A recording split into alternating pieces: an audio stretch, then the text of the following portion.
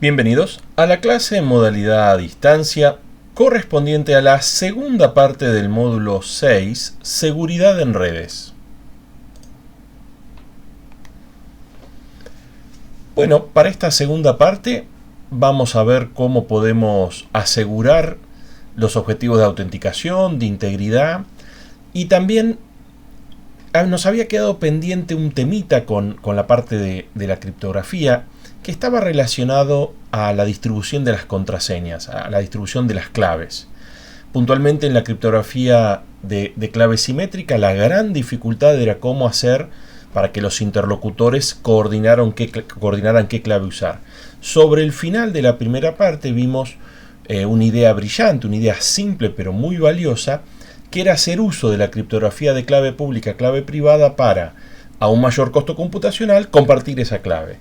Pero ahí también nos había quedado un tema pendiente, que lo vamos a abordar en esta segunda parte, que viene de la mano de la distribución de la clave pública. No es tan simple la distribución de la clave pública, por más que sea pública.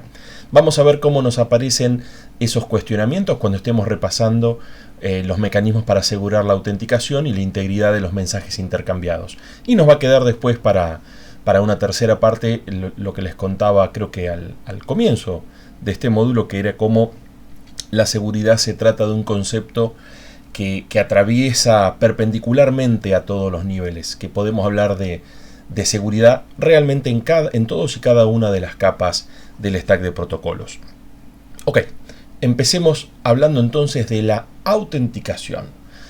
Decíamos que la autenticación es uno de esos objetivos que queremos asegurar al invertir tiempo y dinero en mejorar la infraestructura de nuestras redes de computadoras, y este objetivo puntualmente tiene que ver con que los interlocutores puedan verificar la identidad entre ellos, ¿no? Que, por ejemplo, que el cliente tenga certeza con qué servidor está interactuando y que el servidor también tenga certeza con qué cliente, cuál es ese cliente con el cual está interactuando.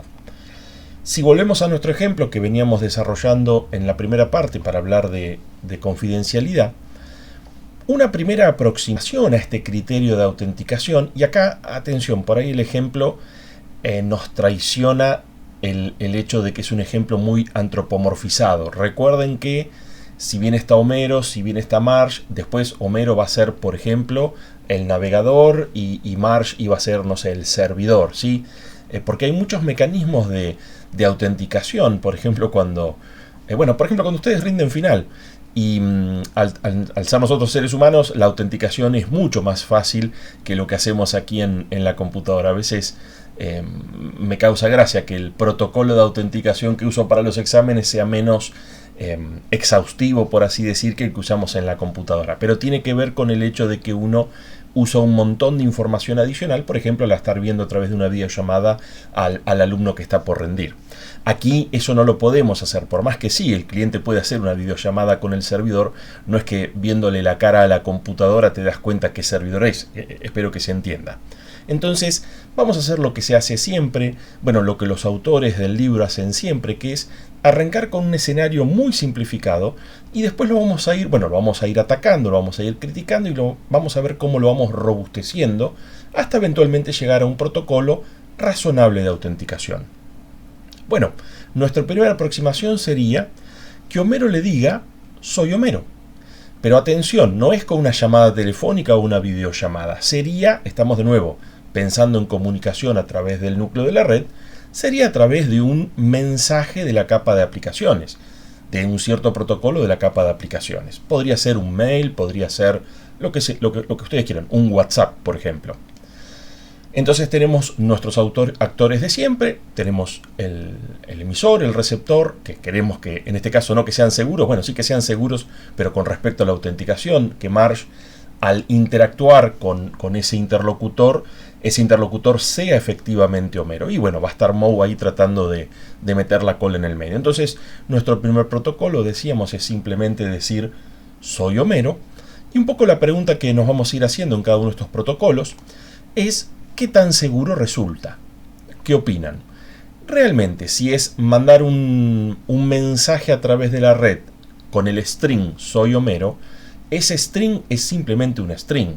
Así que, la verdad que como los que están interactuando no están cara a cara, no cuesta nada hacer que exactamente el mismo string lo envíe el atacante. Una cosa así. Que Moe le diga, soy Homero. Está mintiendo, sí, bueno, pero se trata de un atacante, o sea, va a usar todas las herramientas que tenga a su disposición. Por ejemplo, engañar. Y bueno, en este caso no hay duda que Moe la puede engañar o embaucar a Marge con muchísima facilidad. Empecemos a perfeccionar, a ir puliendo, a extender este protocolo 1.0.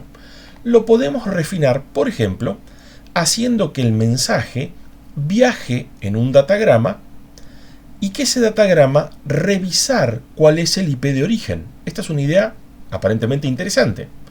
Lo denominamos autenticación del origen, autenticación de la fuente. Ok, da lugar al protocolo 2.0 y la cosa sería más o menos así. Que el mensaje soy Homero viaje, y esto lo va a estar revisando la computadora que representa Marge, ¿no? Revisamos que la dirección IP sea la correcta, sea la registrada. Bueno, la pregunta que hacemos siempre, ¿qué tan seguro es este nuevo protocolo? Parecería ser mejor que el anterior, ¿no? Porque acá no es tan simple como que si Moe manda un mensaje diciendo soy Homero, le va a salir con la dirección IP de Moe. O sea, se va a dar cuenta el servidor, digamos Marge, de que está viniendo de otro lado. Pero hay un tema. No hay ningún inconveniente. Recuerden que la separación en capas, digamos, las capas están para ser usadas y para facilitarle la programación de las aplicaciones. Pero nada impide que una persona con acceso de administrador en una cierta computadora, por ejemplo, tome control de la placa del adaptador de red y le inyecte los unos y ceros del datagrama directamente al adaptador, armando la trama que el adaptador va a estar enviando por la red. En particular, cuando uno hace eso, ¿qué va en la parte de carga útil de la trama? Bueno, lo que le habían entregado de la capa de red. ¿Y de la capa de red qué venía? Venía el IP de origen. Entonces, utilizando esta característica que uno puede controlar qué unos y ceros salen indicados como el IP de origen, obviamente que el IP destino también lo podés controlar, pero más vale que pongas el correcto. Acá estamos hablando del IP de origen, el IP destino siempre va a ser el de Marge. Uno puede tranquilamente, esto por ahí lo sorprenda, hacer salir un datagrama desde mi red que tiene un IP que obviamente no es el de la red a la cual pertenece el IP de Homero, pero para la sorpresa de varios, el núcleo de la red, puntualmente de Internet, no hace control alguno sobre el IP de origen. Y ese datagrama va a viajar a la perfección. Por más que desde el vamos está un poco chueco. Desde el vamos tenía una dirección IP de origen incorrecta. Pero como no es revisado esa dirección IP de origen, al menos en estas redes comunes hay algunos protocolos de multicasting que sí miran la dirección de IP de origen, pero bueno, estamos hablando de Unicast y hablando de IP4 puntualmente. Entonces ahí esto es tranquilamente, digamos, no es muy complicado hacerlo. Esta técnica se llama IP spoofing, es como un engaño de IP. En este caso se puede hacer IP spoofing del destino, pero no tiene sentido, porque si pones una pavada en el IP destino, bueno, ese mensaje no va a ningún lado. Pero sí se pone interesante para como un vector de ataque mentir en relación al IP de origen. Hay que tener cuidado porque después la respuesta que nos mande el servidor o Marge no nos va a llegar a nosotros, porque cuando construya la respuesta, por ejemplo, si esto fuera una interacción tipo HTTP, el servidor cuando construye el response, claro, toma lo que era IP de origen se torna IP destino y lo que era IP destino se torna IP de origen, ¿no? Se invierte en la posición. Entonces en ese caso la respuesta le va a llegar a Homero, no le va a llegar a Moe.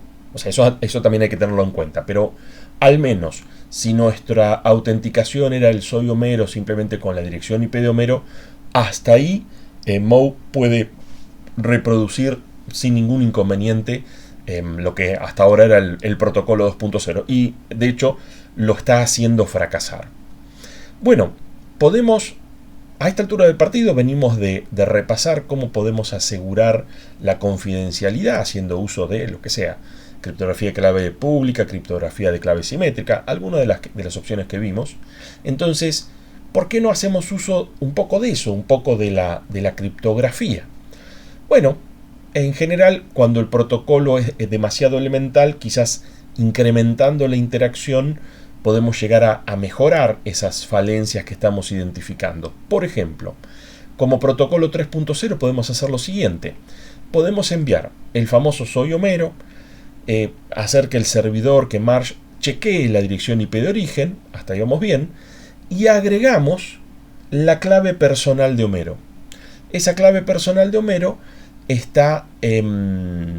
puede estar en blanco o puede estar incluso cifrada, ¿sí? Porque uno puede decir, no, pará, si mandamos la clave y quizás la clave de Homero sea, no sé, hamburguesa, bueno, pero si va a la vista la puede estar viendo Moe también. La idea sería que esa clave, tranquilamente, como ya vimos cómo asegurar la confidencialidad, bien puede estar ya sea encriptada con criptografía de clave pública, clave privada, o tranquilamente con una clave simétrica.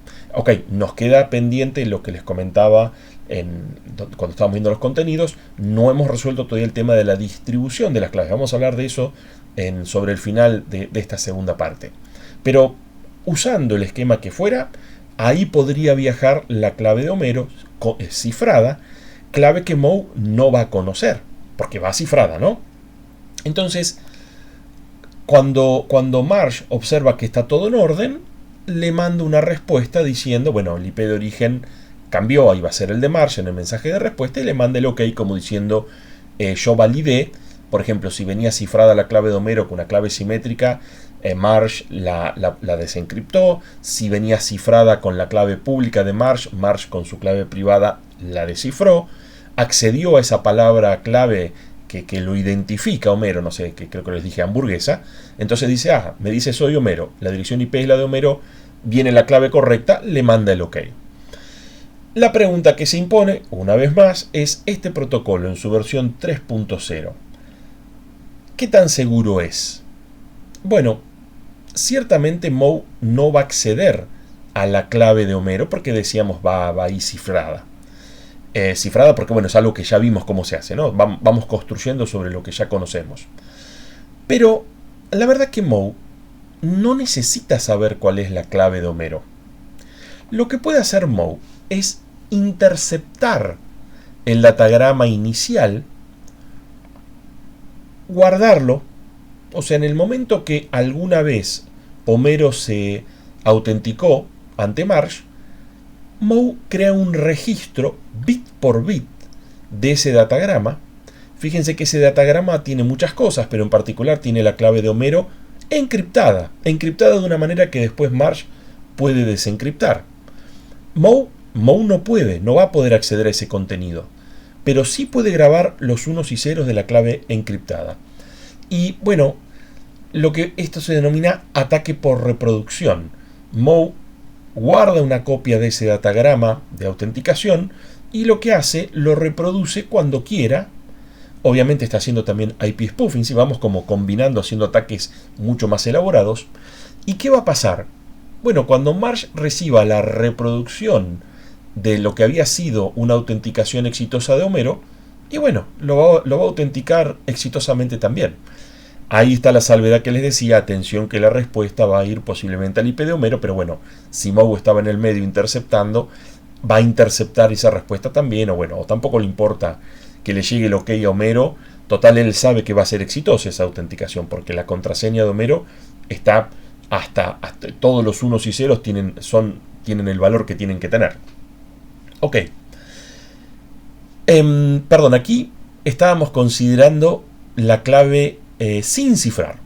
La clave sin cifrar la puede estar viendo Moe. Entonces, tal vez una posibilidad para mejorar o para evitar el ataque por reproducción, la verdad me estaba adelantando, era enviar la clave personal pero cifrada.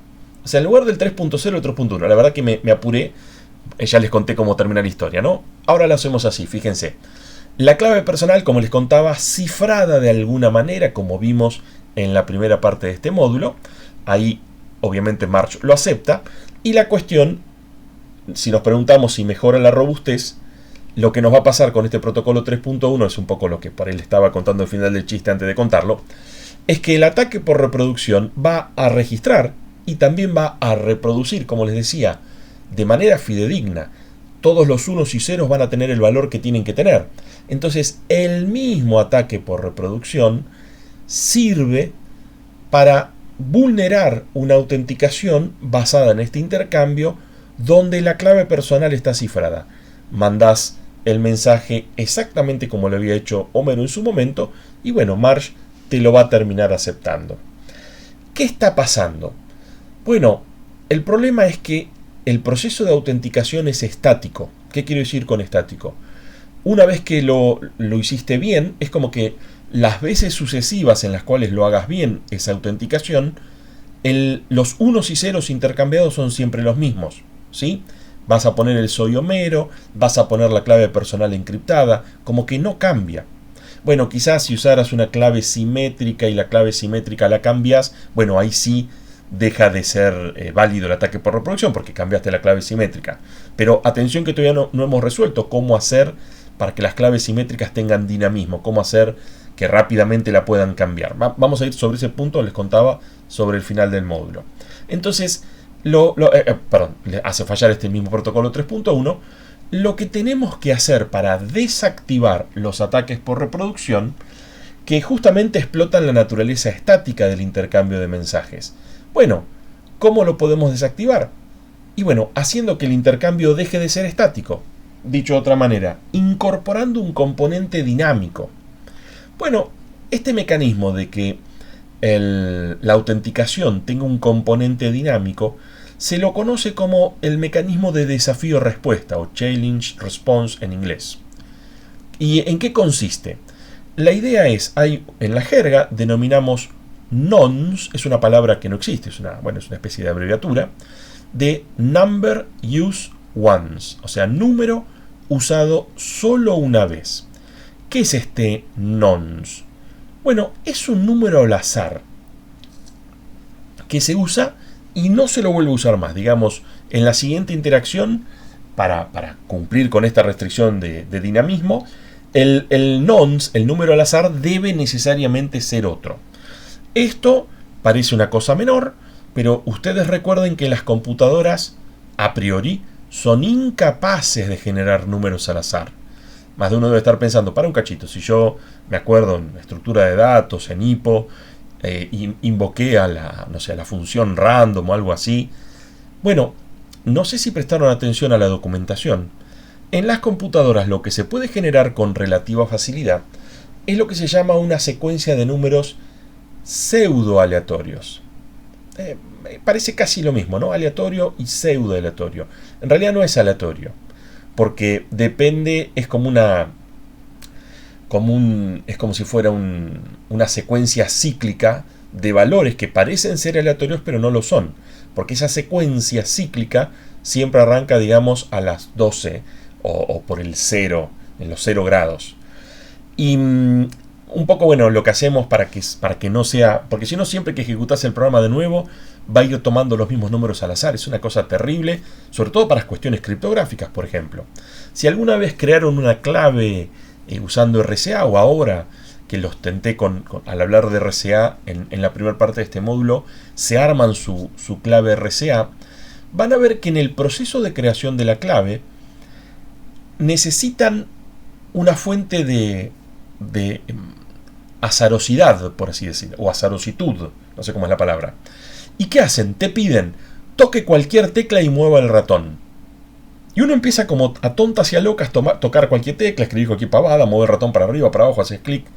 Todo eso son cosas ajenas a la computadora, creadas por el humano, que bueno, como el humano hace, anda a saber qué tecla tocas o si mueves el ratón para arriba o para abajo. Bueno, eso va generando interrupciones en diferentes momentos y tomando, por ejemplo, infinitas formas de hacerlo.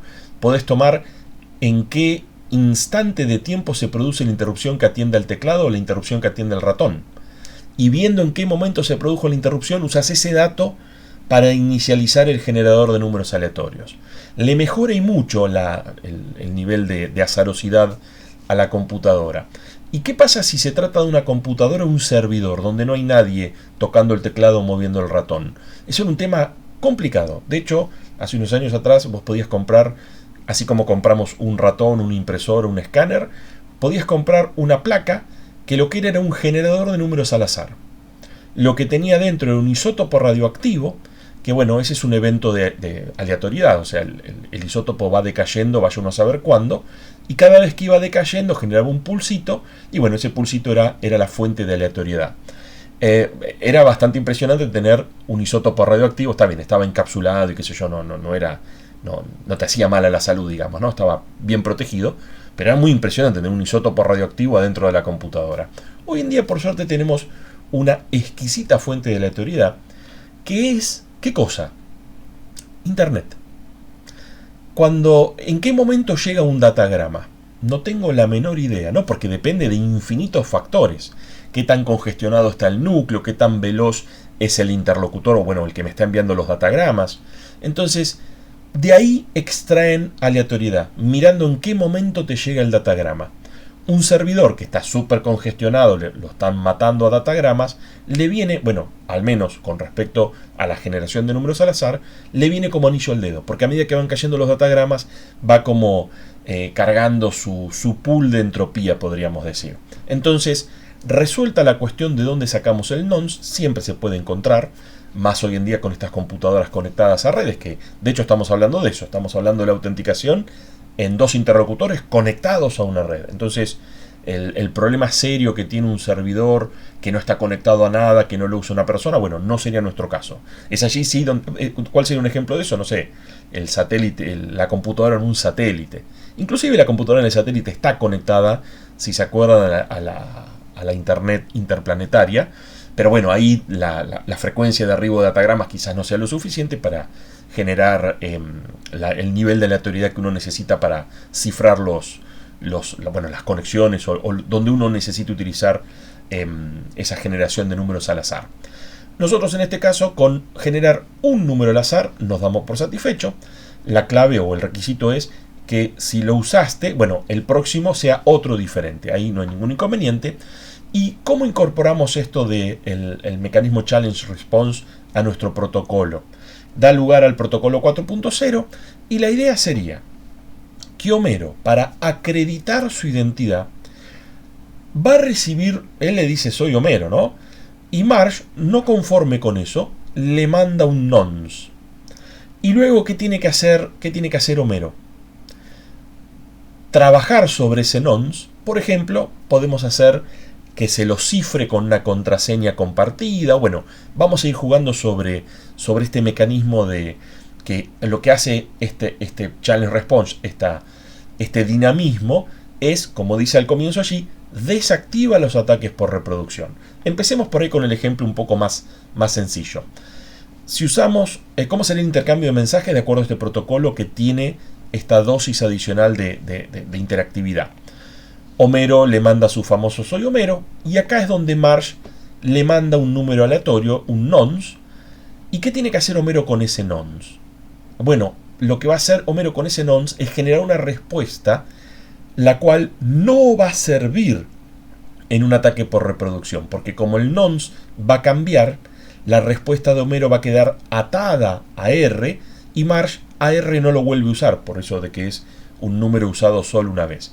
Y decíamos, bueno, para un primer acercamiento hagámoslo básico. Tenemos allí una clave simétrica entre Homero y Marge, KH-M, y le pegamos una cifrada a ese nonce y se lo enviamos a Marge. Noten allí que no es simplemente agarrar a R y devolverle a Marge R más 1, porque eso lo podría hacer cualquiera. En este caso solo Homero tiene esa clave compartida y bueno, solo Homero le cifra y uno dice, bueno, pero vimos que cuando antes uno cifraba era pasible de un ataque por reproducción. Sí, es verdad, pero como aquí el R es usado solo una vez, un ataque por reproducción va a estar totalmente desactivado. Entonces, ¿qué hace Marge para validar a Homero? Recibe el soy Homero y no le cree todavía, pero después le manda el nonce y verifica que Homero le haya devuelto correctamente el mismo nonce que ella envió. Entonces ahí dice, fenómeno, este era Homero nomás. La pregunta que se impone, que es lo que estábamos queriendo lograr, es si esta variante del protocolo, la versión 4.0, resiste el ataque por reproducción. Como decíamos recién, la respuesta es sí. No hay ningún inconveniente porque si uno guarda el mensaje, bueno, el soy Homero lo puedes guardar, ese sí lo puedes utilizar de nuevo. Pero si vos guardás el tercer mensaje, el K Homero Marge cifrando a R, ese mensaje no te sirve porque sirve solo una vez. Solo sirve cuando Marge te envió R. Si Marge te manda cualquier otro número que no sea R, la respuesta no va a servir. ¿Qué se le puede criticar a esta versión del protocolo 4.0? Bueno, un poco lo que les adelantaba al comienzo. Habíamos dicho, tal vez si Homero y Marge a la mañana desayunaban juntos mientras untaban las tostadas, podían ponerse de acuerdo de qué contraseña simétrica usar. Pero ¿qué pasa si son, como es el caso en la realidad, un cliente y no sé, el servidor del home banking? Ahí se complica, no se pueden juntar para ponerse de acuerdo de qué clave simétrica usar.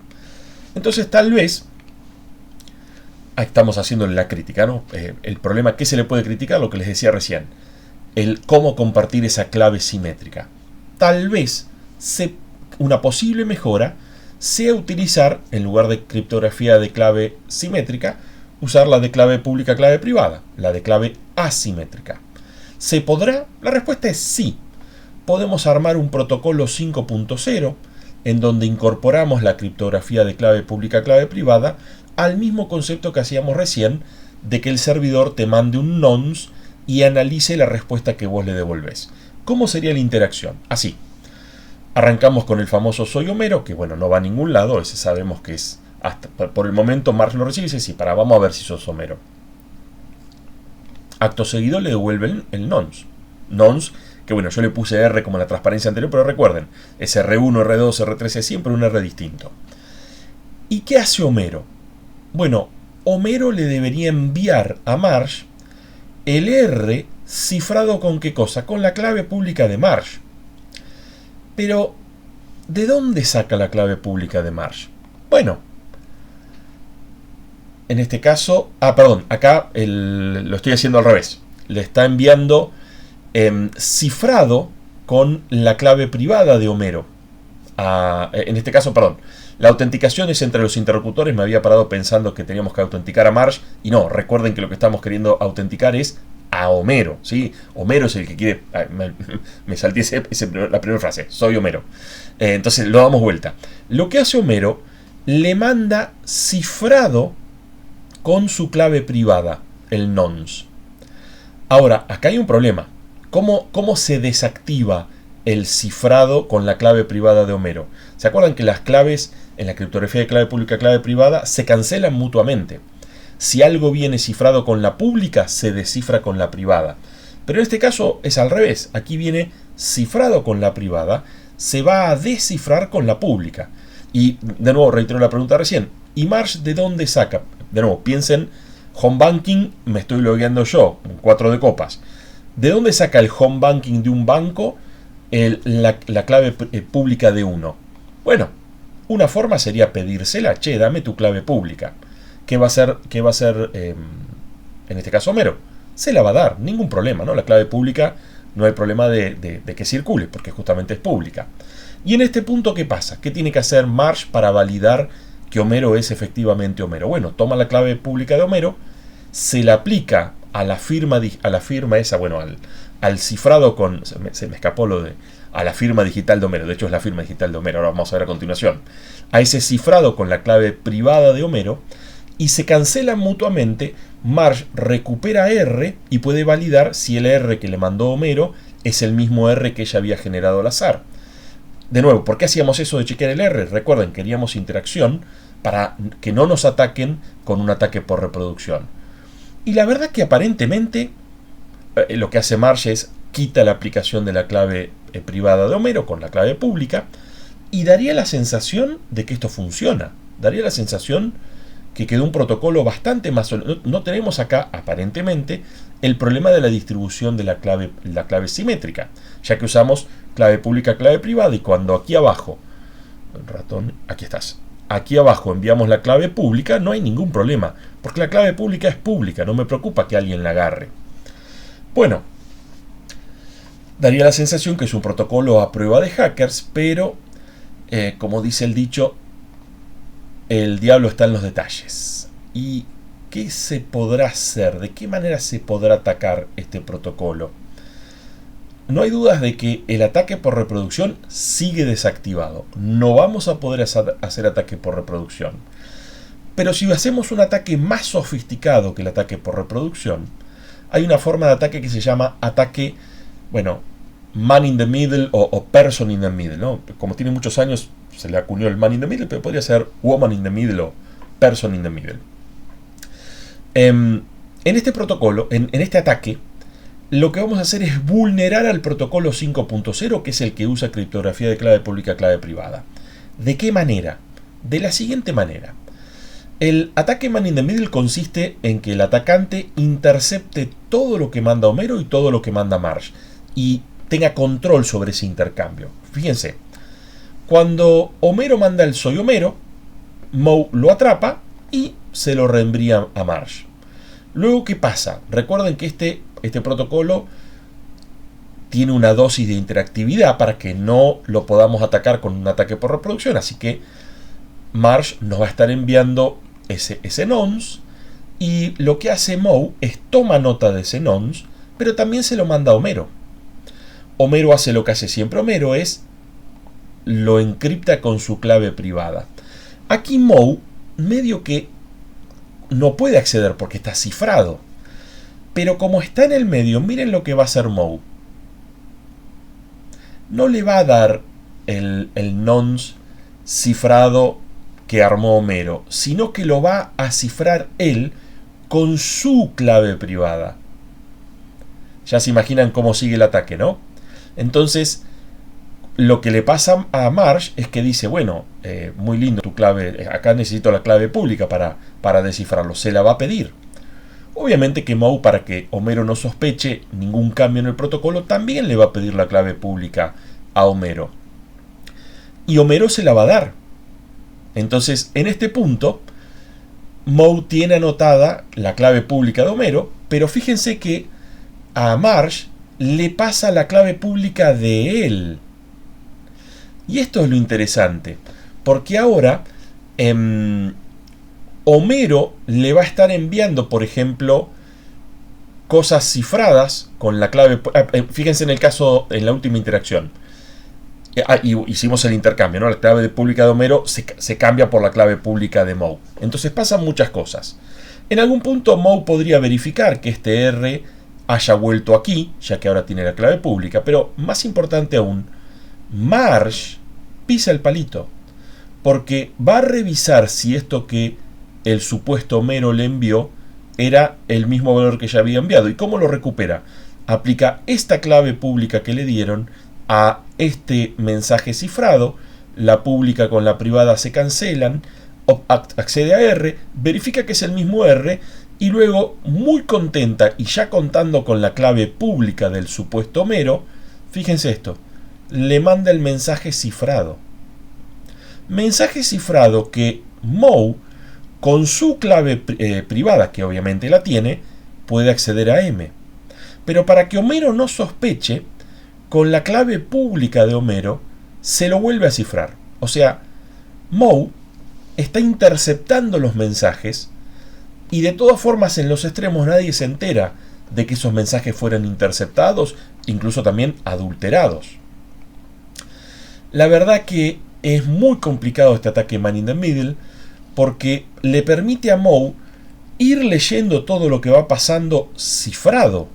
Epa, está vulnerando la confidencialidad. Sí, claro, porque acá el problema que hemos tenido no es que RCA no es confiable. Lo que aquí no fue confiable es ¿qué cosa? Lamentablemente, lo mismo que nos pasaba antes con el protocolo 4.0 y el compartir, el secreto compartido, digamos, en la criptografía de clave simétrica.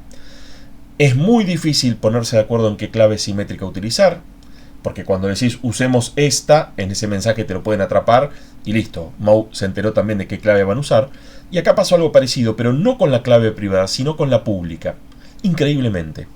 El alcanzarle la clave pública al interlocutor puede hacer que alguien en el medio te la cambie, como pasó aquí en este ejemplo, en este ataque de Man in the Middle. Así que estamos, la verdad, complicados. Vamos a necesitar más tecnología para resolver este problema. ¿Y por qué estamos complicados? Bueno, porque el ataque Man in the Middle consiste en interceptar y alterar todos los mensajes en tránsito, pero con un problema.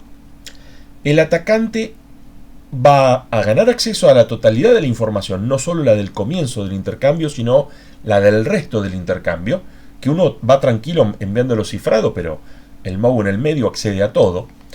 Y estamos complicados porque es muy difícil de detectar. ¿Por qué? Porque en este ejemplo, Marge recibe absolutamente todo lo que Homero envía. Es decir, si a posteriori a la noche se juntan a cenar, cuando vuelve Homero del trabajo, y conversan, viste que te conté del partido, que no sé qué, que Messi se quedó sin contrato. Cuando hablan de esas cosas, Marge le va a decir, sí, lo escuché que me lo dijiste. Pero obviamente que Moe también tomó nota de absolutamente todo lo que dijeron. Es un tema muy complicado y, como les decía, necesitamos más herramientas. Necesitamos hacer uso de otras tecnologías para robustecer este protocolo de autenticación y que nos quede algo usable, ¿no? Si no, estamos más que complicados. Porque fíjense que hasta nos comprometieron lo que hasta por ahí al final de la primera parte veníamos tranquilos diciendo, bueno, con RSA está todo resuelto. Ok. El problema es que no solo Homero y Marge reciben toda la información, como les decía, sino también Moe se entera de todo. ¿Qué es la tecnología adicional que necesitamos? Bueno, viene de la mano de resolver el tercer objetivo, el objetivo de la integridad. El objetivo de la integridad lo vamos a resolver a través de lo que se llama firma digital. ¿Y qué es esto de la firma digital? Bueno, el nombre por ahí es medio obvio, es como si fuera la firma, una funcionalidad análoga a la firma manuscrita, pero a través de una técnica criptográfica. La idea es que si uno firma digitalmente un documento, va a quedar perfectamente claro quién fue su autor. Así que es muy interesante, nos va a resolver también la parte de autenticación. Veamos después qué necesito yo para validar una firma digital. Lo vamos a ver a continuación. Si alguna vez me escribieron un correo, yo tengo configurada firma digital haciendo uso de mi criptografía de clave pública, clave privada, y los correos salen firmados automáticamente, así que van a ver que por ahí hay como un adjunto, por ahí en un mensaje que dice, sí, venía a la consulta. Un mensaje que no dice nada, no es que no dice, te mando adjunta a la clase. Y ahí van a ver ese adjunto, y ese adjunto es, la firma digital. Ahora vamos a ver qué es ese adjunto. Bueno, más aún, como la firma digital no es falsificable, recuerden que, no sé si veían El precio de la historia, y a veces pasaba que venía un tipo y decía, acá tengo la firma de Washington, y después venía el experto y decía, no, fíjate que la tinta tenía hierro, y como Washington murió hace 200 años, debe estar oxidado, acá no está oxidado, está muy azul, es trucho. O sea, las firmas son falsificables.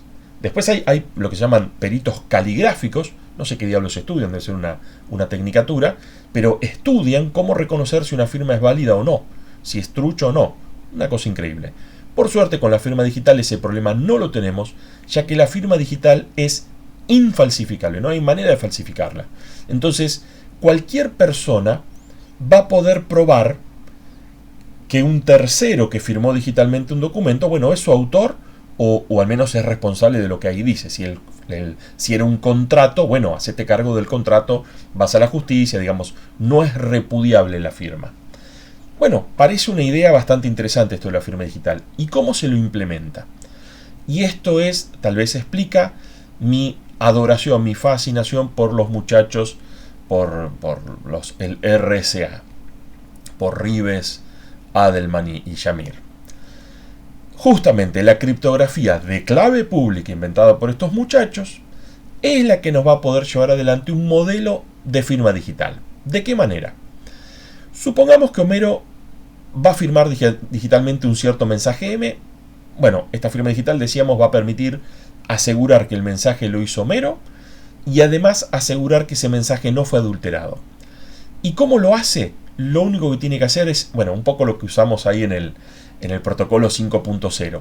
Solo tiene que cifrarlo con su clave privada, no con la pública. O sea, cifrarlo con su clave pública no sirve de nada, porque nadie va a poder acceder a ese mensaje, porque la clave privada solo la tiene él. En cambio, si lo cifra con su clave privada, recuerden, aquí no estamos hablando de confidencialidad. Aquí estamos haciendo otra cosa diferente. Estamos haciendo, bueno, firma digital. Si lo cifra con su clave privada, posteriormente cualquier persona que tenga acceso a su clave pública puede recuperar el mensaje original. Y esa va a ser la clave. Veámoslo gráficamente. Si ahí tenemos nuestro algoritmo RCA, acá tenemos nuestro mensaje original. Marge manda a los niños a lo de tus hermanas, que esta noche vuelvo jalao. Si se acuerdan, es el capítulo que creo que Homero había estado 30 días sin beber y venía tachando los días en el calendario. Bueno, ese mensaje es el día, no sé, 31, que le estaba avisando que iba a volver totalmente dado vuelta. ¿Y cómo lo firma digitalmente Homero? Inyecta al algoritmo RCA el mensaje original y obviamente tiene que suministrar su clave privada. Y el mensaje firmado es esencialmente el mismo mensaje cifrado con la clave privada. Obviamente, más que mensaje firmado, perdón, ahí debería decir, esa es la firma. La firma es el mensaje cifrado. ¿Y cómo sigue esto? Supongamos que Marge recibe el mensaje M y su firma digital, que es el mismo mensaje cifrado con la clave privada. Lo que va a poder hacer Marge es comprobar dos cosas: que el mensaje no fue adulterado y además que el mensaje proviene de Homero. O sea, estamos resolviendo dos problemas con la misma herramienta. Y si lo pensamos un poco más, estamos hablando de RCA, o sea, resolvimos tres problemas. Resolvimos confidencialidad, integridad y autenticación con una sola solución, con la criptografía de clave pública, clave privada. ¿Cómo hacemos para validar el mensaje? Bueno, lo que tiene que hacer Marge es tomar la clave pública de Homero. Sí, recuerden que todavía no hemos resuelto de dónde la va a sacar. Vamos a hablar de eso a continuación. Y aplica la clave pública de Homero a la firma digital, que era la aplicación de la clave privada de Homero al mensaje original. Y lo que hace es como que se cancelan. Y ahí va a poder validar si el mensaje que recibió, el mensaje este va sin cifrar, porque recuerden, estamos queriendo aquí simplemente asegurar la integridad del mensaje. No nos importa, el mensaje era, lleva a los niños a lo de tus hermanos, o sea, no era importante, no era la fórmula de la Coca-Cola. Entonces el mensaje va en texto plano y va a la firma. Y luego uno, cuando cancela la aplicación de la clave privada, puede verificar si el mensaje que recibiste era exactamente el mensaje que había sido enviado. Y de esa manera aseguramos la integridad. Y también aseguramos que viene de Homero. ¿Por qué? Bueno, porque de no mediar situaciones anómalas, el único que va a tener acceso a la clave privada de Homero es necesariamente Homero. O sea, ahí también aseguramos, logramos, digamos, la autenticación. Ok, acá hay un problema. Y no es todavía el problema de la distribución de las claves. Vamos a eso dentro de un ratito. Estoy generando suspenso. Uno de los problemas que tenemos es que este mecanismo de firma digital da la sensación de ser poco eficiente, ¿no? Porque es verdad que uno a veces, no sé si vieron cuando, estaba el presidente anterior, cuando estaba Trump de presidente, hacía como unos shows ahí que firmaba cosas, y eran decretos, ¿no? Y los firmaba con las cámaras, y la firma de Trump ocupaba media carilla, era una cosa bestial. Después hay una app en el celu que haces que Trump te firme el mensaje que está buenísima la app. Podés poner ustedes perdieron la final en Madrid, si sos de River, o podés poner ustedes salieron campeones de la B, si sos de Boca, en fin. Sirve para gastar a los otros, te hace un videíto, está buenísimo. En este caso, inclusive la firma de Trump, que ocupaba media carilla, si está firmando un documento de 10 hojas, media carilla es la nada misma. Pero fíjense cómo funciona nuestra firma digital, según decíamos.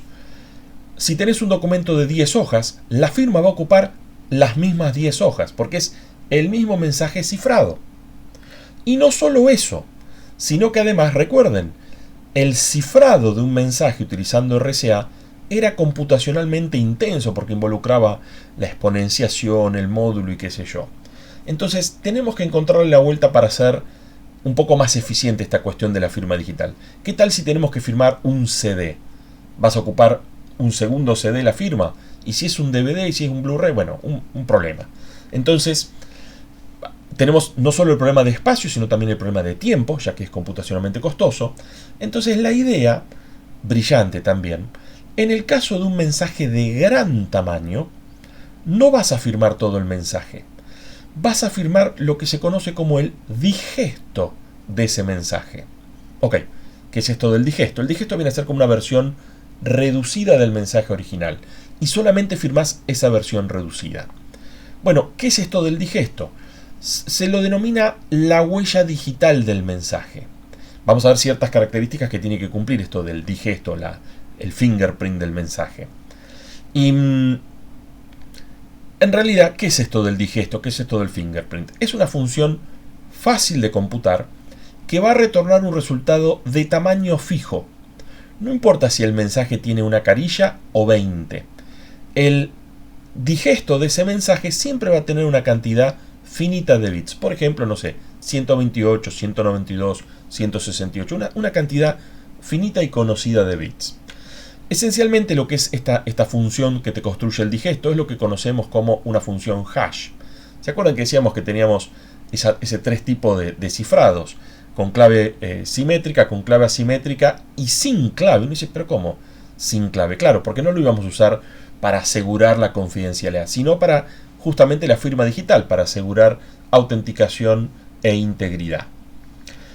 Una función hash, que son las mismas que usamos en las tablas hash, tiene que cumplir un conjunto de requisitos.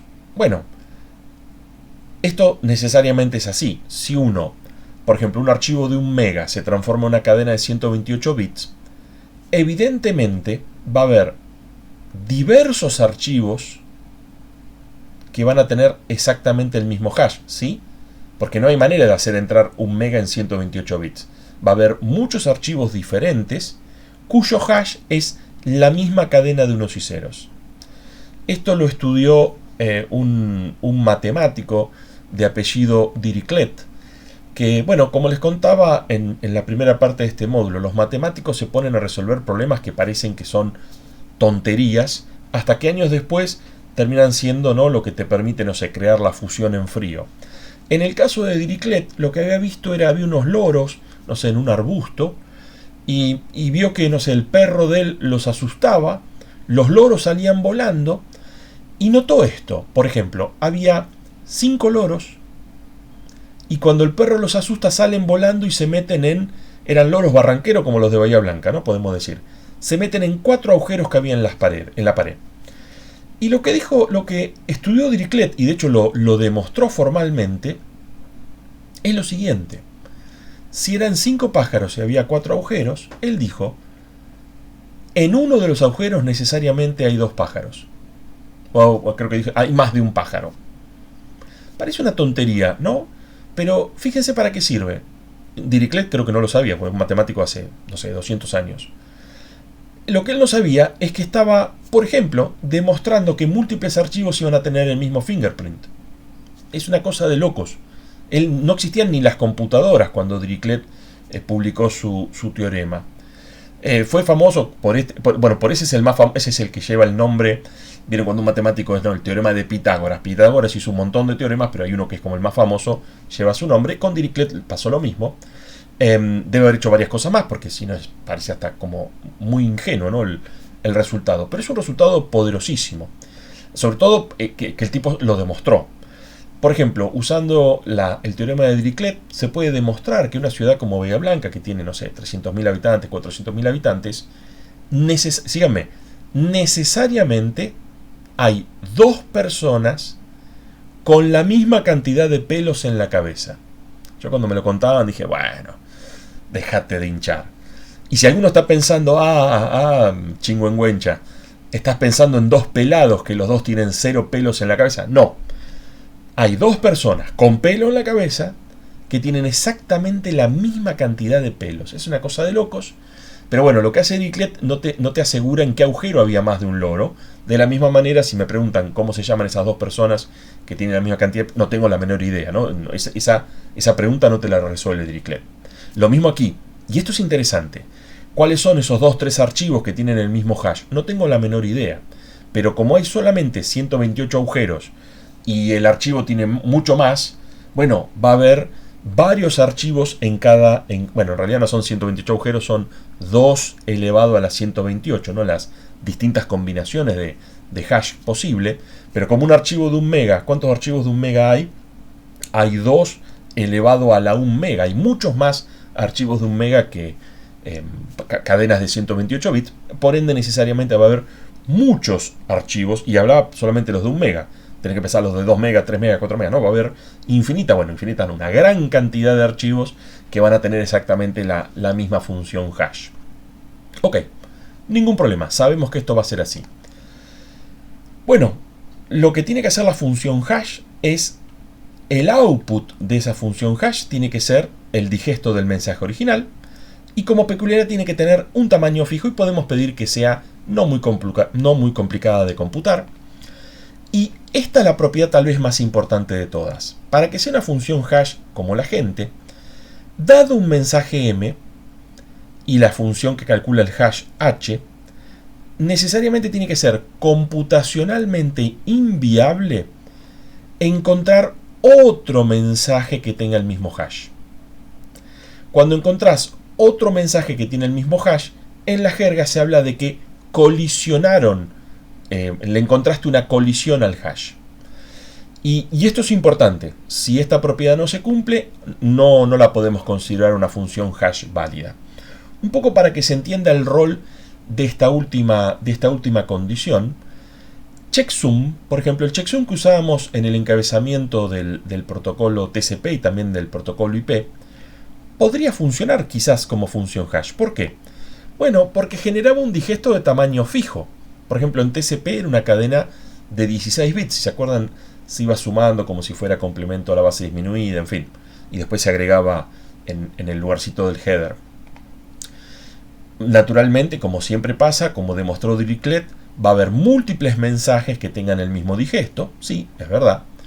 Pero acá es donde la cosa no funciona. Checksum no serviría como hash, no serviría como hash en ningún rol de los hashes.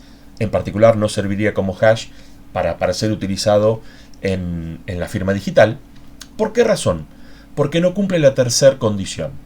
Porque dado un mensaje original, el mensaje por ejemplo era: te debo 123 pesos con 45. Ese mensaje ahí está como tabulado en paquetitos de 16 bits. Va a ser codificado, bueno, lo hice para que me entre la transparencia, lo hice en paquetitos de 32. Fíjense aquí, están, digamos, este es el código ASCII, ¿no? ¿Por qué 54? Bueno, está directamente en...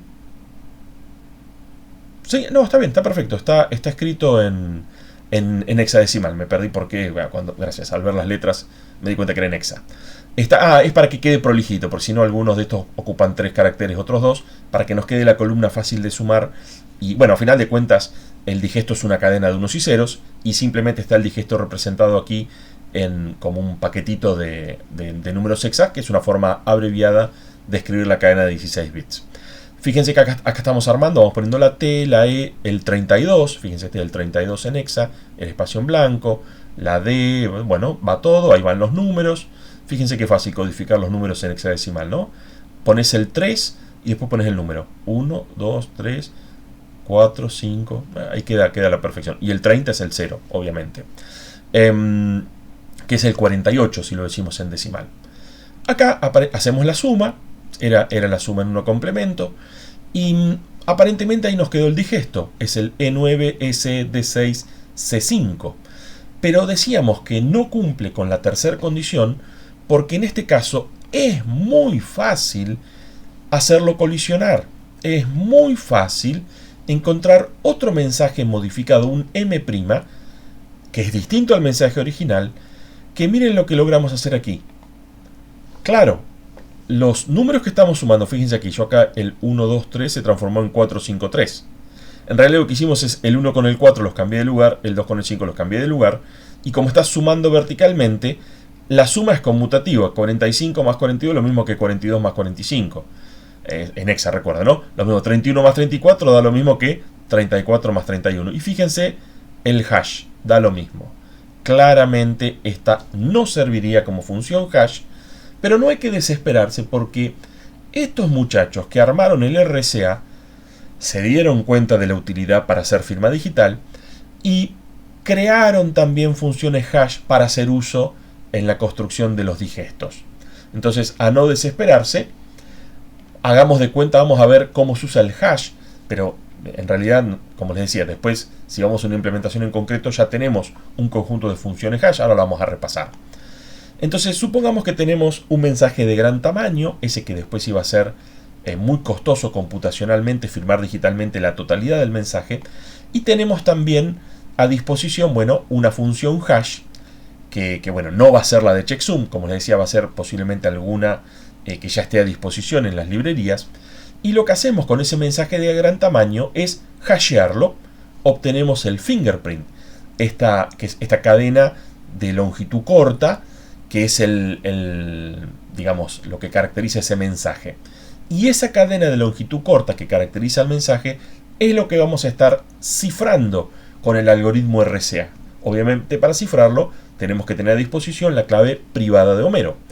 ¿Y qué hacemos con estas dos cosas? Tenemos el mensaje, que bueno, hay que enviarlo porque al mensaje había que enviarlo, y la firma digital, que es bien cortita.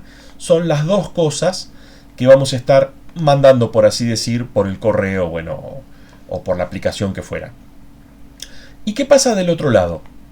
Bueno, del otro lado tenemos la aplicación o bueno, la línea de comunicación. Allí nos va a venir dos cosas, el mensaje original y después esa cadena de unos y ceros que, como decíamos, es el fingerprint del mensaje cifrado con la clave privada del emisor.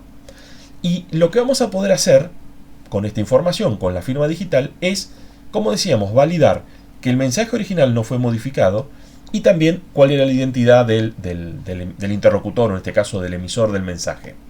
Lo que vamos a hacer con la firma digital entonces es hacer uso de la misma función hash. Primero tengo que recuperar el hash. O sea, lo primero que hacemos es lo mismo que hicimos antes, pero en el orden inverso. Como viene cifrado con la clave privada de Homero, lo primero que hacemos es, haciendo uso del algoritmo RSA, aplicarle, por así decir, la clave pública de Homero. Sí, nos sigue quedando pendiente lo de ver de dónde sacamos la clave pública de Homero. Ahora lo tendremos. ¿Y qué recuperamos? El hash, ¿no? Lo que venía dentro ahí de la cifrada. Ahora tenemos entonces el mensaje original y tenemos el hash. ¿Qué podemos hacer ahora? Bueno, muy simple. Tomamos el mensaje original, lo volvemos a hashear y nos genera, bueno, otro hash. Tenemos uno que vino con el mensaje y otro hash que acabamos de calcular. ¿Y qué es lo que tiene que hacer, en este caso Marsh, para validar que el mensaje original no fue adulterado? Simplemente compararlos. Si les da que el hash no cambió, bueno, tenemos la certeza, producto de que es difícil construir otro mensaje, digamos, encontrar una colisión a la función hash, tenemos la certeza de que el mensaje original no fue adulterado. Ok, muy interesante, pero vimos que la función hash es difícil de construirla, porque si uno agarra cualquier función de hash, después es fácil encontrarle las colisiones. Ok, tenemos, les cuento ahí el final de la historia, me quedó mal animada. Tenemos una función MD4 que fue creada creo que era por Rivest, y a esa se le encontraron problemas y después apareció una función 5 que les iba a hacerles creer que andaba muy bien, pero ahí me quedó eso mal animado, que bueno, hoy en día se sabe que es vulnerable a ataques de colisión. ¿Cómo es esta función? Es una función, es un estándar abierto, está definido en ese RFC, fue creada bueno, por Rivest para cambiar la MD4 que también habían sido creados por ellos. Esto de MD4, MD5 es simplemente Message Digest 4, Message Digest 5, o sea, es simplemente función para hacer el digesto del mensaje y después un numerito. Va a estar computando en este caso, en el caso del MD5, un digesto de 128 bits, lo construye en un proceso de 4 fases de 16 operaciones. Y bueno, daba la sensación, ahí ya es difícil contar un chiste cuando ya saben el final, daba la sensación de que era bastante difícil construir otro mensaje M que tuviera el mismo hash. Pero bueno, hoy en día se la sabe vulnerable a los ataques de colisión. Entonces, si están armando, por ejemplo, una firma digital, por favor no hagan uso de esta función hash. Y entonces, ¿qué hacemos? Bueno, siempre nos pasó. ¿Se acuerdan cuando vimos, por ejemplo, el DES? En alguna vez había funcionado, alguna vez se lo había usado para cifrar, pero hoy en día no tiene sentido. Con el MD5 pasó lo mismo. En algún momento se confiaba que servía como generador del digesto de un mensaje. Hoy en día se lo logra colisionar en cuestión de segundos.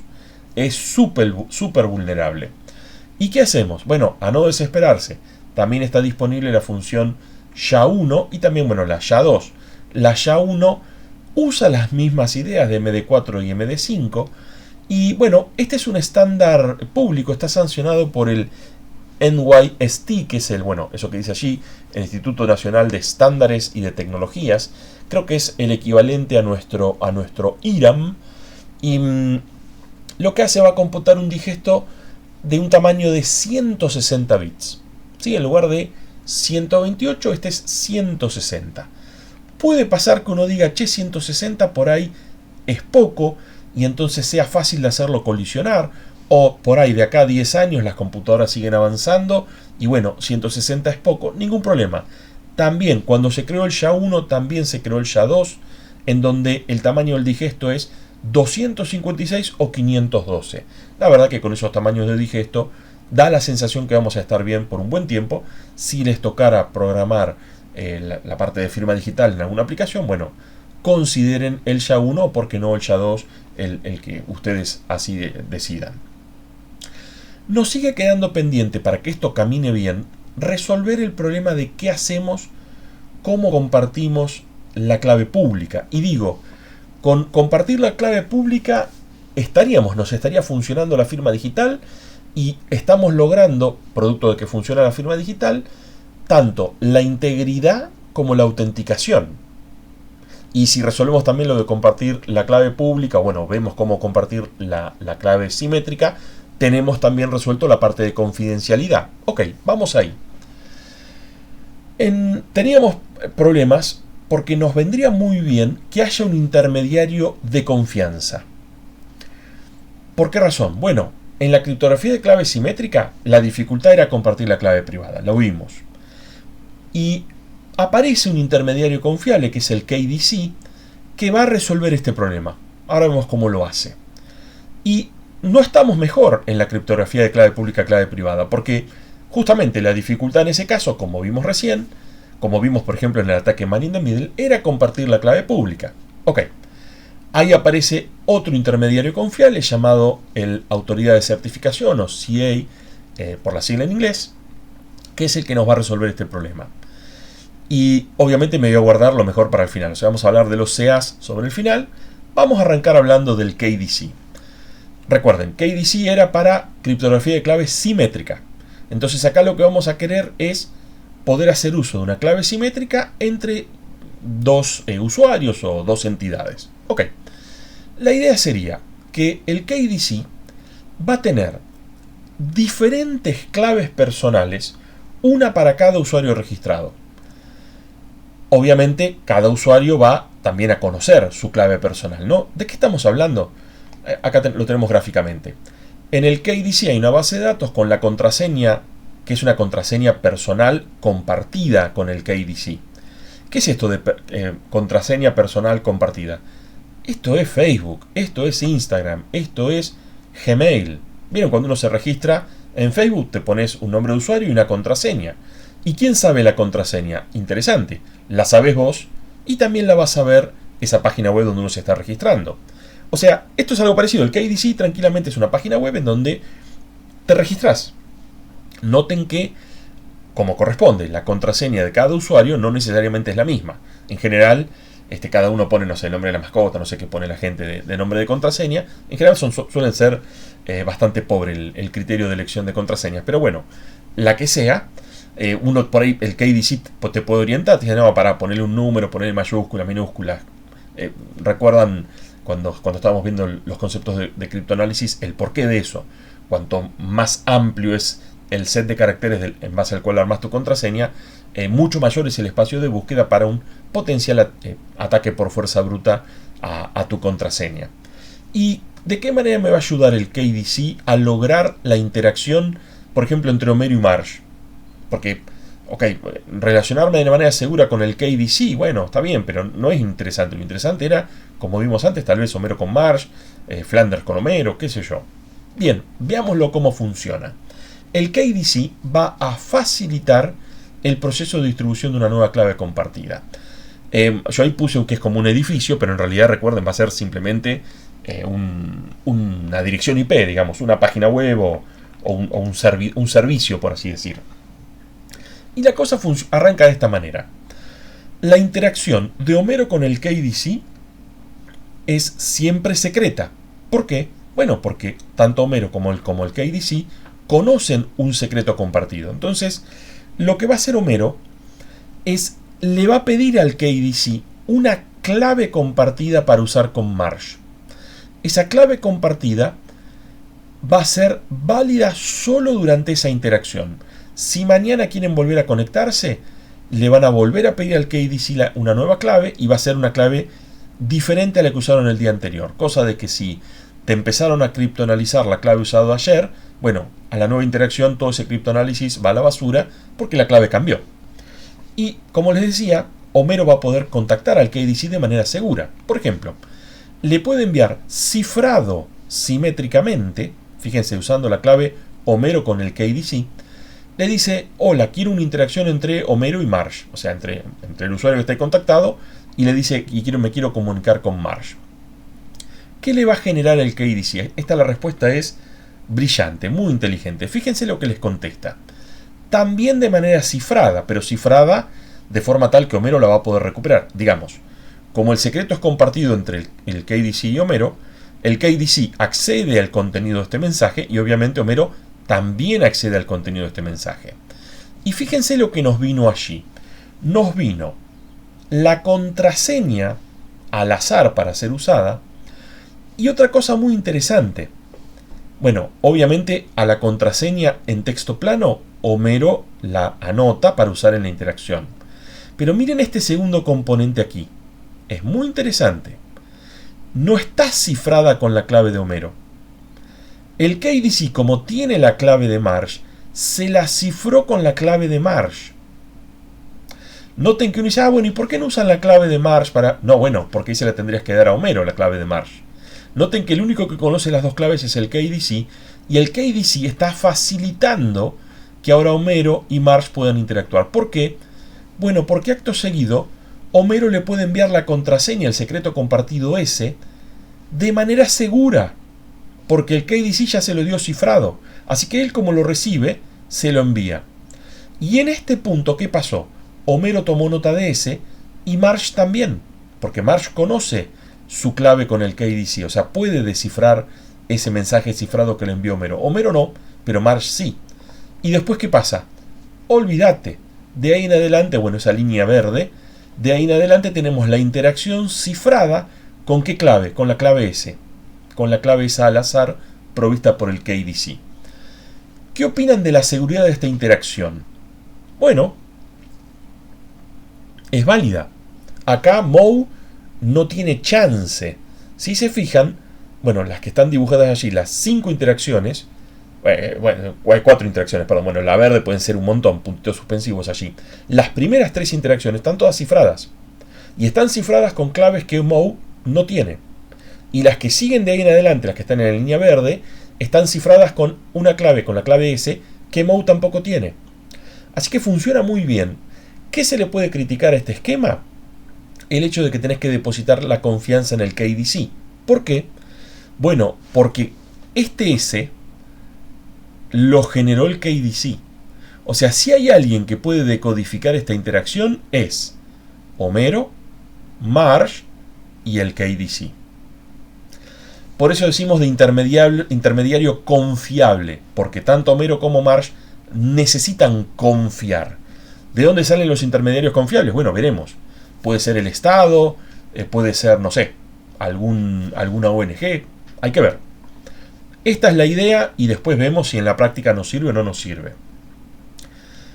Con esto transformamos la criptografía de clave simétrica, la tornamos usable. Ok, seguimos dependiendo de confiar en el intermediario confiable, en el KDC. Fenómeno. ¿Había una manera de evitar el KDC y seguir usando la criptografía de clave simétrica? Sí. Recuerden la idea esa brillante con la que terminamos la primera parte. ¿Por qué no compartimos la clave simétrica usando RSA? Bueno, vimos que hay un problemita que todavía no resolvimos. ¿Cómo hacer para hacerle llegar la clave pública al interlocutor? Y que el interlocutor tenga la certeza de que no hay un man in the middle. Bueno, no lo habíamos podido resolver cuando estábamos analizando los protocolos de autenticación. Pero ahora que tenemos la firma digital abajo del brazo, tal vez hay algo que podamos hacer, y de hecho es lo que vamos a hacer a continuación, que es ver cómo funcionan los CA, los Certification Authorities. El CA tiene por rol la distribución de las claves públicas. Y esto es muy interesante. El CA no te va a generar la clave de sesión, la contraseña que vas a usar para cifrar la información durante la interacción. No, el CA solo distribuye claves públicas. Es más, la clave pública se va a distribuir como se distribuya, mandándola adjunta en un correo, lo que fuera. El CA te va a garantizar que esa clave pública no fue adulterada. ¿De qué manera? Bueno, el CA va a hacer la vinculación entre una entidad y su clave pública. Claro, ¿qué es una entidad? Bueno, la entidad bien puede ser una persona, pero usualmente son computadoras. Y esas computadoras son servidores, ¿no? Tienen su dirección, su dominio, etcétera, etcétera. La entidad le hace una prueba de identidad. Por ejemplo, si es una persona, le mostrás el DNI, pero si sos un servidor, un URL, ¿cómo probás que vos sos ese URL? Está buenísima. La pensaron. ¿Cómo probás que vos sos, por ejemplo, un CEDUAR? Porque yo puedo ir a cualquier SEA, hay un montón, y digo, hola, ¿cómo estás? Yo soy un CEDUAR, así que registrame a mí, haceme el certificado, yo soy el que administra un CEDUAR. Nada que ver. Yo soy profesor de la uni, pero no soy el que administra un CEDUAR, ni de casualidad. Entonces, ¿cómo podés vos probar que sos un CEDUAR? Si es un servidor, no es una persona que camina. La forma que encontraron es brillante. Los tipos te dicen, mira, toma, yo armé este documento hash, es válido por, no sé, 5 minutos, 10 minutos. Tenés 10 minutos para que este archivo hash aparezca en tal directorio en el servidor un CEDUAR. Si lo podés hacer, claramente, o sos el que tiene permiso de hacerlo, o sos un flor de hacker. Y si no lo podés hacer, es que eras un hacker, nada más de medio pelo que no logró inyectar ese archivo en el lugar que te pedían. ¿Y qué hace el CA para verificar que ese archivo está donde dice estar? Bueno, se conecta al servidor y accede al archivo y se fijan. Como te lo dio recién, se fija si ese que está consiguiendo es el que corresponde. Esa es una manera tonta, y no es la única, pero es una manera tonta en la cual uno puede hacer la prueba de identidad en el caso de ser un servidor. Si es una persona, más fácil mostrar el documento y a otra cosa. Ok, supongamos que va todo bien, que la entidad acredita ser quien dice ser. ¿Qué va a hacer a continuación el CA? Lo que va a hacer el CA va a tomar a la entidad, va a tomar su clave pública. La clave pública la llevas en la mano prácticamente, en un pendrive. Toma a la persona, toma a la entidad, toma la clave pública y las vincula a través de lo que se llama un certificado. Por eso se llama autoridad certificante, porque lo que hace esencialmente es generar certificados. Ok, ¿qué es el certificado? Y esto es maravilloso. El certificado es, en esencia, la clave pública con los datos identificatorios de la entidad, la clave pública de firmada digitalmente por el CA. ¿Me siguen? El CA con su clave privada cifra la clave pública de la otra persona, de la entidad. ¿Hasta ahí me siguieron?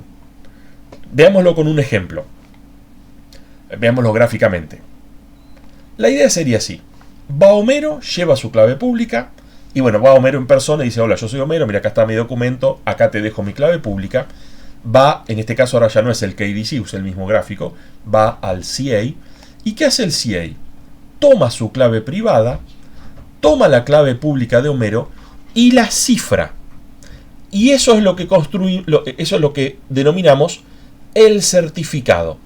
El certificado es esencialmente la clave pública de Homero cifrada con la clave privada del CA. Y uno dice: bueno, ¿y este certificado de qué me sirve? Lo vemos a continuación. Ese certificado me sirve porque cualquier interesado puede extraer la clave pública contenida en el certificado. Bueno, ¿cómo haría Marge? A partir de la certificación de la clave pública, lo que puede hacer es obtener la clave pública de Homero con la certeza de que no fue adulterada. ¿Cómo? Bueno, tomás el certificado, al certificado le aplicás la clave pública del CA, eso lo inyectás, digamos, al algoritmo RCA, ¿y qué obtenés? Lo que estaba adentro, obtenés la clave pública de Homero, con la certeza de que no fue adulterado. Recuerden que la firma digital me asegura, entre otras cosas, la integridad. Entonces, esa firma pública de Homero no fue cambiada, por ejemplo, por la de Moe, como nos pasaba en el ataque Man in the Middle. Tal vez el que esté siguiéndome se pregunte: espera un cachito, ¿no estamos barriendo la mugre abajo la alfombra? Porque necesito, para obtener la clave pública de Homero, tener la clave pública del CA. Y no es de nuevo lo mismo. ¿Y de dónde saco la clave pública del CA? Uno diría: bueno, hay otro certificado hecho por otro CA en donde viene la clave pública de este CA. Y eso no termina más, porque ¿y la clave pública del otro CA de dónde la sacamos? La verdad es que le he encontrado una solución a este problema exquisita, que es la siguiente.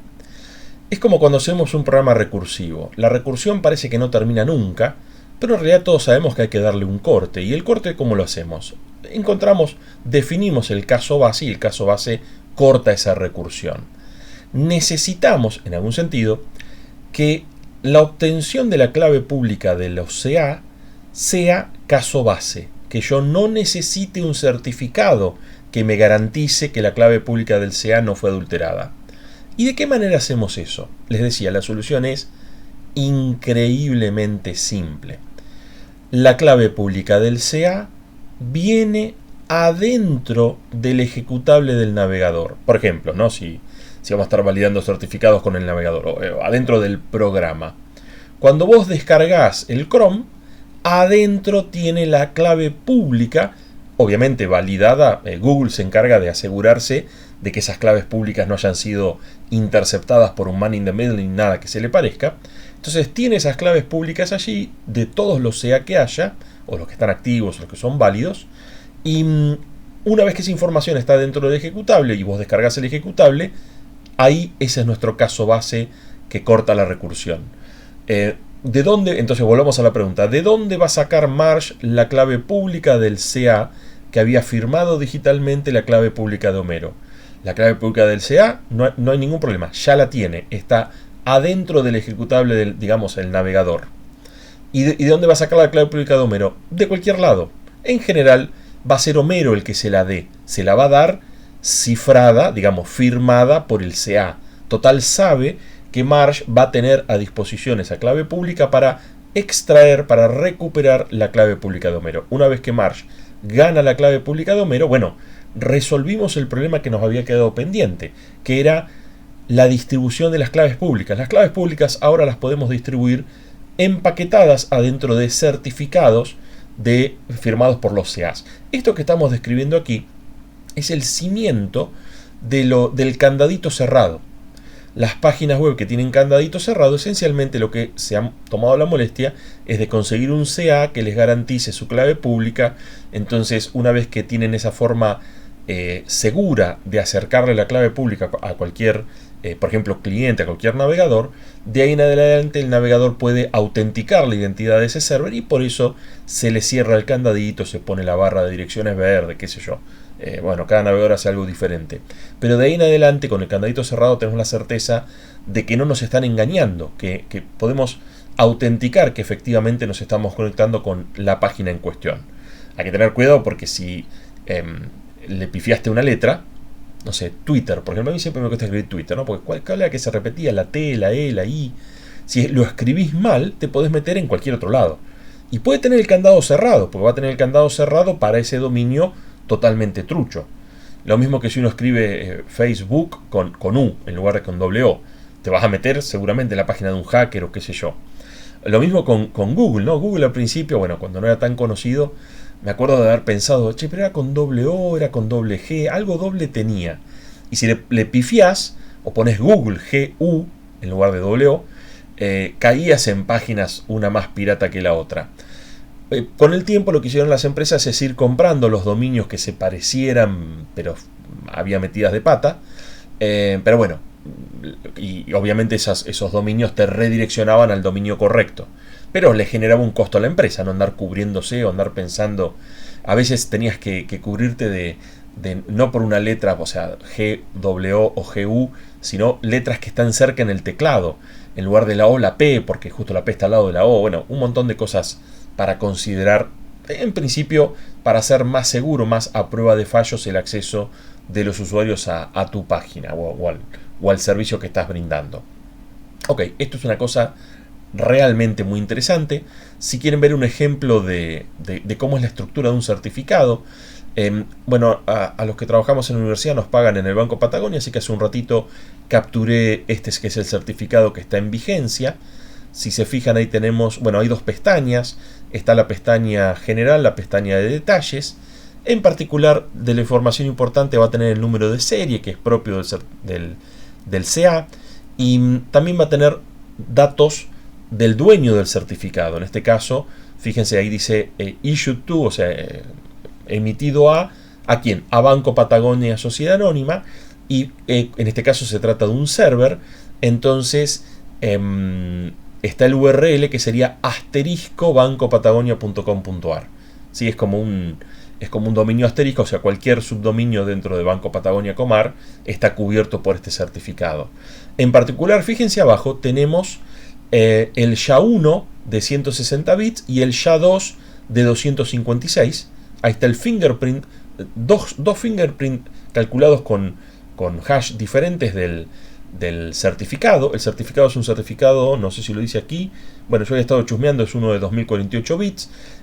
Si quieren ver los unos y ceros que componen al certificado, hacen clic ahí en la pestaña de detalle. Bueno, no, esto es una transparencia, una captura. Hagan clic en el candadito cerrado en cualquier página y pongan inspeccionar el certificado o algo así, no sé cómo es el nombre de la opción, y van a tener algo muy parecido a esto que están viendo aquí, y pueden chusmear ahí en detalles los unos y ceros que componen literalmente al certificado. Está la información, bueno, de quién es el que lo emitió. En este caso es la empresa DigiCert Incorporated. Ahí tiene la página web y qué sé yo.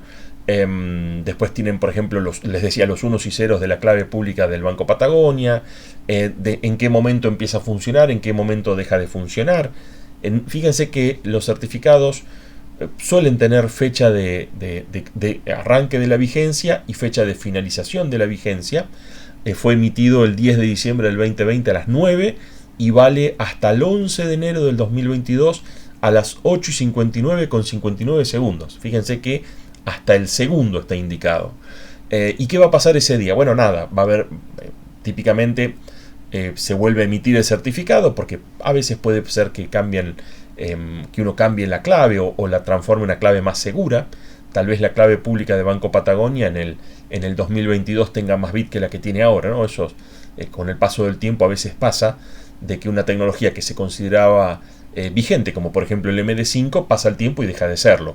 Lo mismo puede pasar también con la cantidad de bits de la firma, en este caso sería de la clave pública de este URL, ¿no? de esta organización, del Banco Patagonia.